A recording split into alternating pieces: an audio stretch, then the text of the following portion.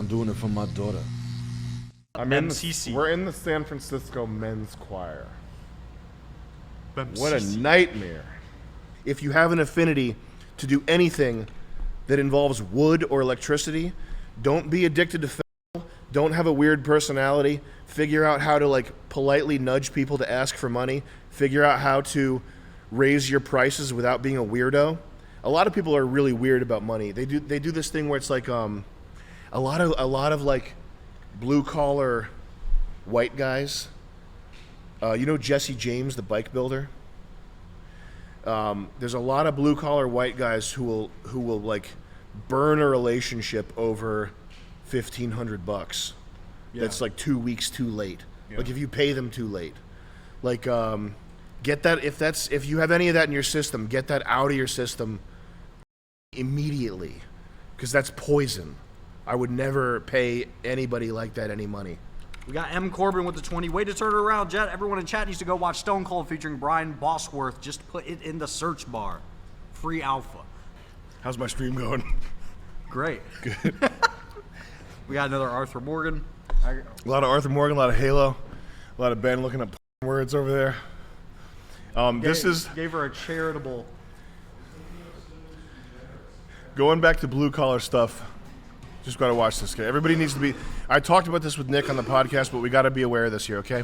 Blue collar stuff, working, doing anything where you're setting your own prices. This is one of my favorite clips ever. I'll turn the gain up here. I love this so much.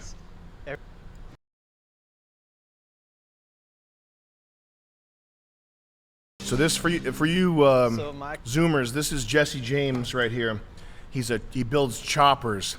He's one of the corniest, wackest losers that's ever existed. I think he dated Sandra Bullock. I think he like beat her. Really? I think he got some domestic violence thing with I can't remember, but so his tattoos. He fumbled the ball with Sandra Bullock, and he's got a tattoo on his palm that says like "fuck you, pay me" or something.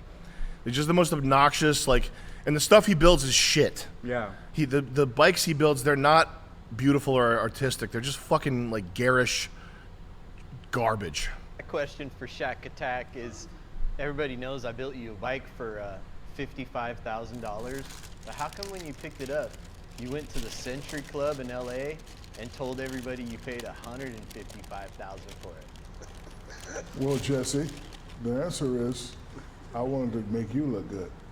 I only paid $50, but if I tell them I paid $100, when they come and ask for the same bike, you tell them $100, your profit is $100. I was looking out for you, not for me. I wanted you to look good, Jesse. You know I love you. For more clips,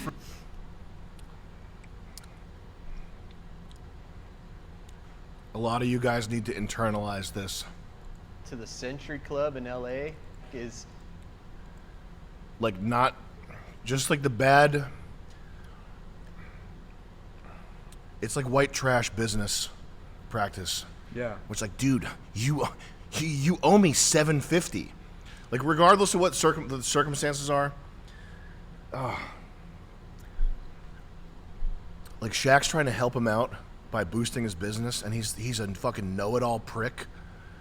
I was like, why'd you tell him it was 155? It was only 55,000. Like even putting him on blast on a podcast. The thing I always wanted to tell Shaq was, why'd you lie? You basically lied about my business ethic.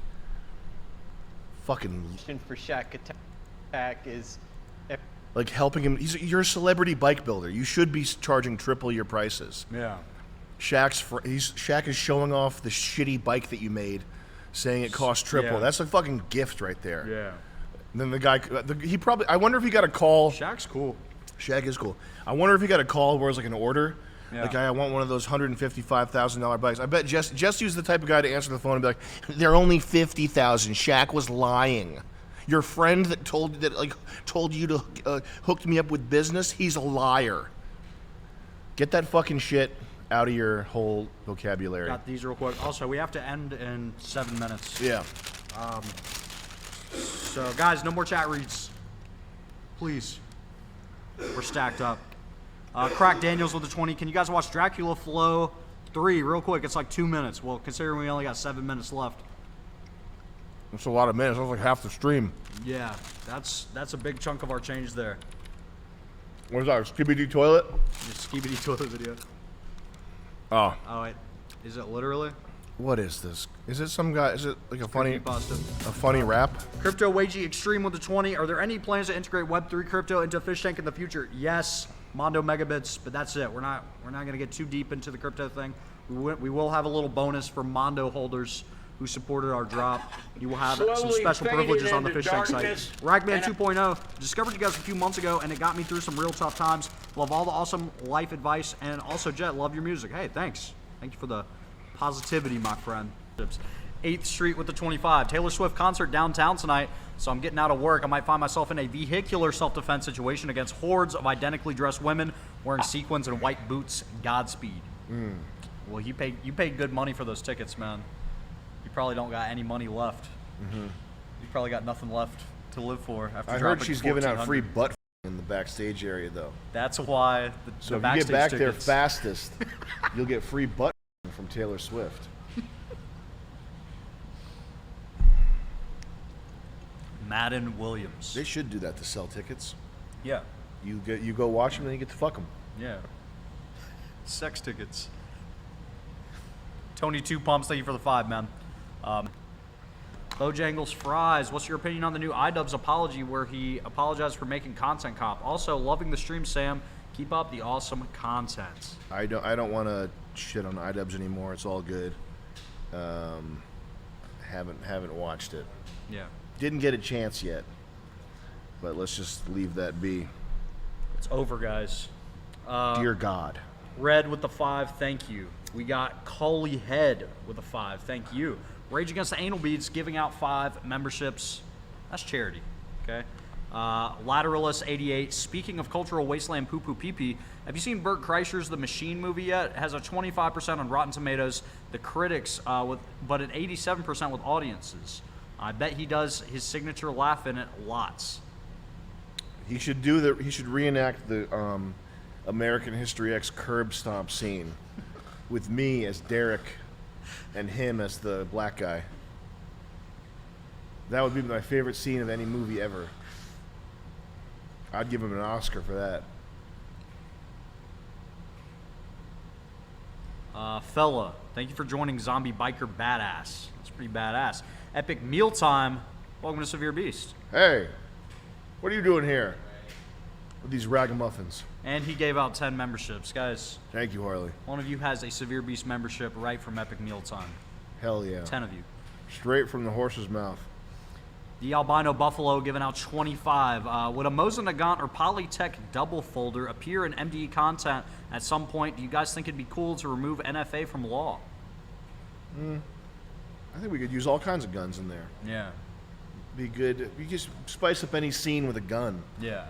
Doesn't matter. Just be holding it while you're talking to a lady, you know? Or it could be a romance scene. It could be making out or just, asking her to make out and you're holding a gun that's not pointing at her, but you want to make out with me? That reminds me of on Fish Tank when you went to go have like a conversation with Letty, and you went up there with the boxing gloves on, totally unrelated to what you were saying to her, but it just adds that unease. There's a little bit of a threat. In the dark too, it was like totally dark in there. Man, you haven't watched Always Sunny? Oh, I have. Okay. Over and over again. Do you remember it's the implication? Yeah. Yeah, that shit. Man, those guys were just so mint. That's my favorite show Those guys were all time. and the lady, the girl too. Oh, They're she's just- so funny. They're all hitters, man. Do you know like the story about season 1 and how she almost left the show and stuff? No. She was gonna her whole role in the show is to be like the straight shooter and like the sane one that the Yeah. audience could relate to. But at the end of season 1, she was like, "You gotta let me be a piece of shit too, and let me be funny, or I'm gonna leave." Yeah. And they were like, "Okay." Good girl, man. And she might be the funniest female. She's like the only funny female. I can't name anyone else. Fucking She's A. so funny. Great show, man. Yeah. Derek Easton, thank you for the 5. Weiner Herzog with the 50. Sam, I quit smoking weed after a decade of daily use. Hey, thank you for the 50. Good job, buddy. I've been a week free and haven't felt clearer in years. I knew I had to quit, but hearing you talk about it was the kick in the ass I needed. Thank you so much for that and all the laughs. Hell yeah. Safety alert. Weed is for losers. And that's not, listen, I'm not saying, I'm not saying this to posture or anything or try to make it sound, it's just, you can't do anything that's gonna, you're excluding yourself from the world of success and fulfillment if you are doing weed. Just stop. You can't be a serious person and smoke weed. It doesn't work. Jordan with the 25. Thank you for Hyde Wars, Sam. Your advice has saved me a ton of grief in my life. It's nice being 23 and not ravaged by awful women and credit card debt. Currently taking on an apprenticeship in baking. Super excited for World Peace 2. My life is good right now. Nice, man. Sounds good to me. And we got Bindi 5000 with the 25. I love the graphic intros and logo bumps in World Peace. Are you going to do something similar for Season 2? Do you have any personal favorites from Season 1? Mine is the Chinese intro. JJJJJJJ. I think mine might be the Chinese intro, too. And no, we're not going to do graphics for Season 2. We're just going to do black and white and make it artful. Yeah. Black and white slow-mo shots. Simple white titles on a black screen. Just keep it simple and tasteful. It's very Kino. Bunch of members here. Rudius Maximus with a 25. Hey, Jet and Sam. Hell yeah, always sunny.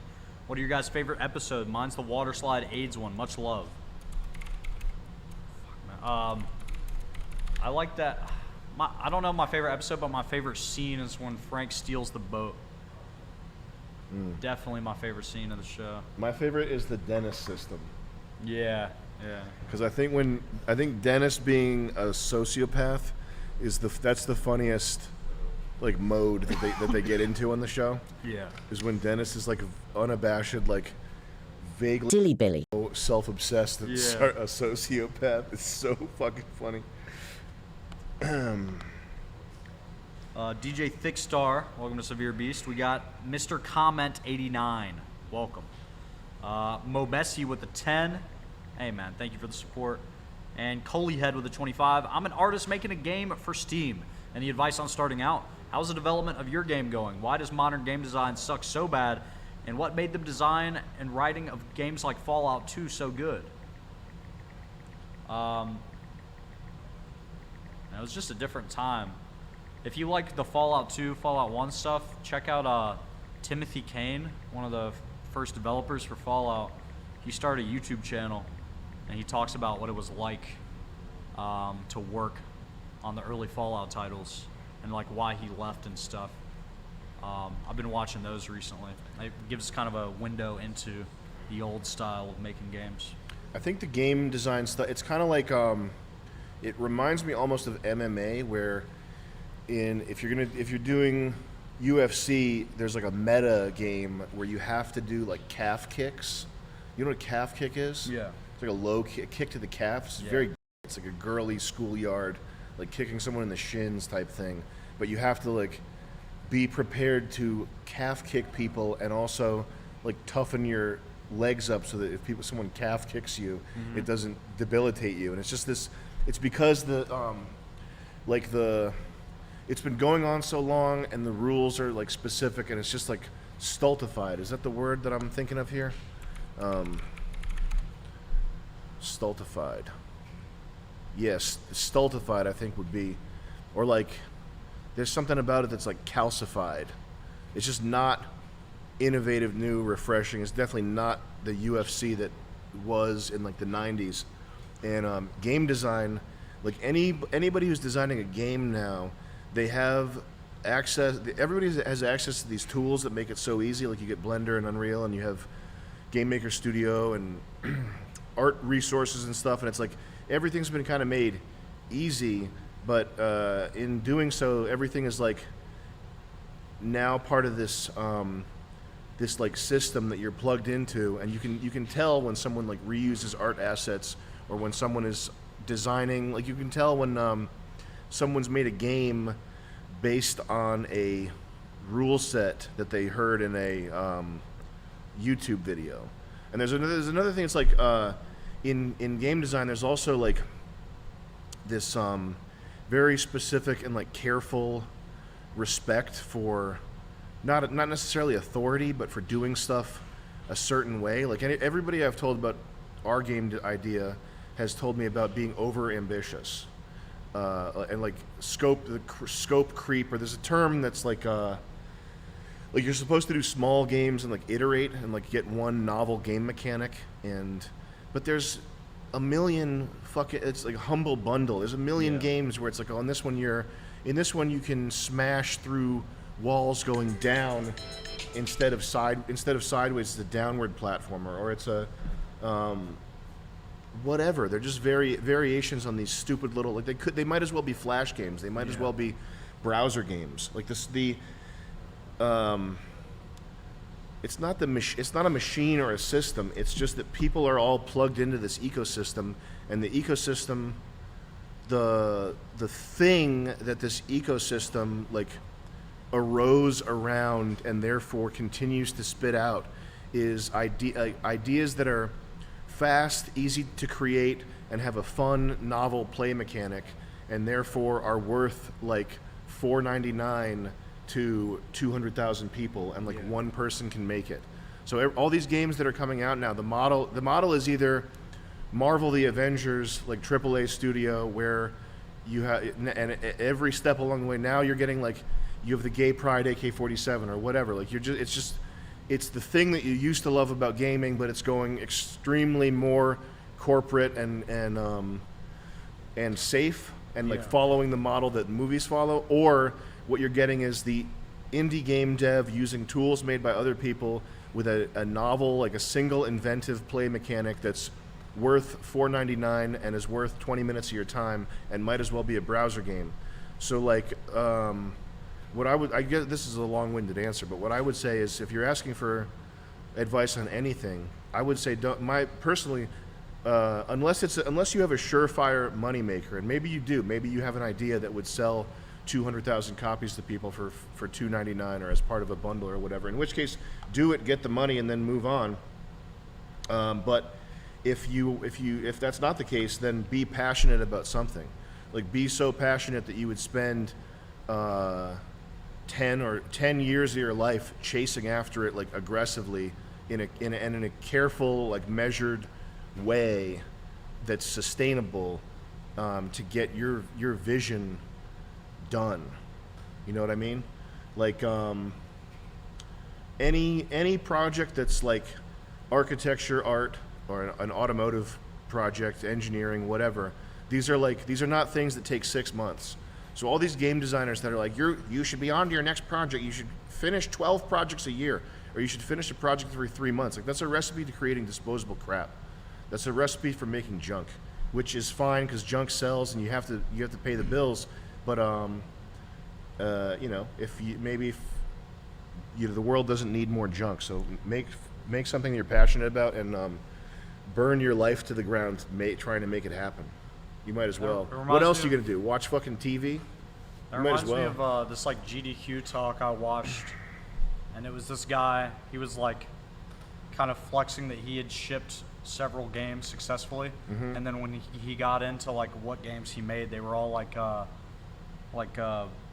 puzzle games. Was it like Christmas? Was there like a Christmas puzzle game that he made? There's like a I think I watched the same one. Was he a long-haired guy? I don't remember. He was like, he was just kind of like shitting on ambition and just talking. You need to make you need to make little bite-sized games. Yeah, like, man. This is the way to remain profitable. Yeah. Did he have graphs of his sales? Yeah. I think I watched the exact same thing. I was like, damn. Like that's the most dark. Disposable fucking garbage junk puzzle games.